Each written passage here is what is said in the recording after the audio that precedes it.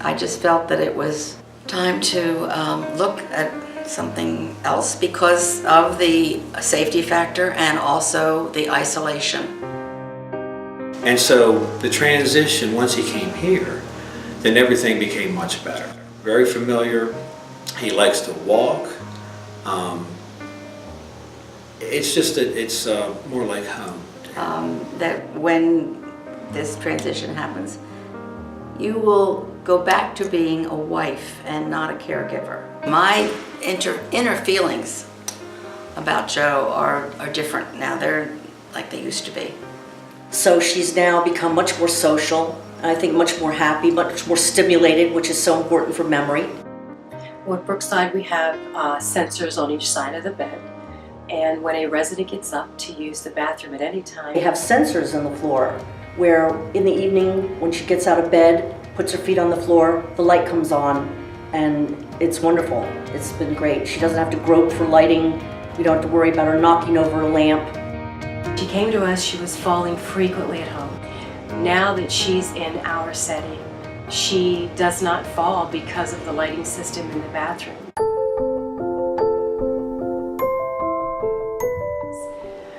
Also throughout the neighborhoods, we have activity programming in addition to the higher lighting during the evening hours. That's like as basic as you can get.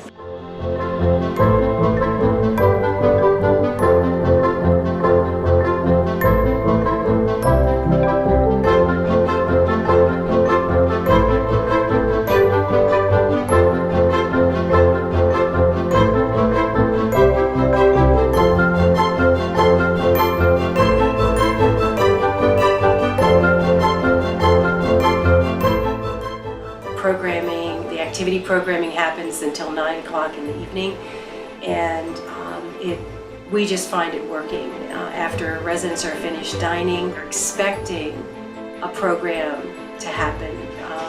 It's just part of the lifestyle here at Brookside. And that began last September when we started with the early dementia program that we went to for 8 weeks. Went to that, and then in January, when you had the open house, I said I'd like to go and see that, and my son and grandson came with me, and the kitchen and having food made close by so that the smells and the aromas would maybe trigger memories. Like I said, you've thought of everything. I brought my mother over here without saying anything to her about living here specifically at the time, to look at it and see, and she loved it. She absolutely loved it. She said she could live here. She didn't want to live here now. She loved her cottage, but she would live here if the time came.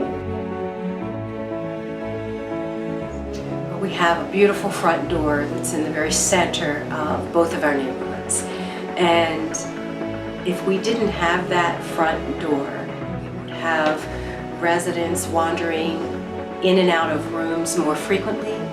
The main door is, for a better word, kind of a freedom door for the residents.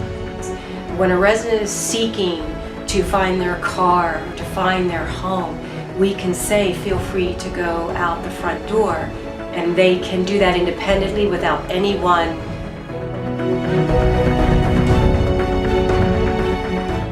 Well, you know, he's always been an outdoors person. He likes to be, he likes to have a job to do, a project. And then, of course, they brought the chickens in, which is really familiar since he was a farm boy. And it just gave us a sense of purpose.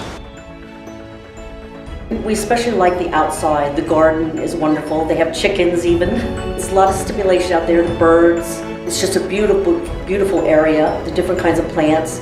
But they have some beautiful furniture that we love to sit on. It's so comfortable. Everyone always comments how they could fall asleep. We always enjoy having kids around. Something about children that say the world is okay because these kids are going to grow up and take care of us. And I looked at a whole lot from my parents in the last 5 years in the process of. And of course I espoused how I loved it here myself. I could live here. It was the most difficult decision that I've ever made, but Cross Keys made it the easiest decision because of what is here, what I found here, the community that I found here.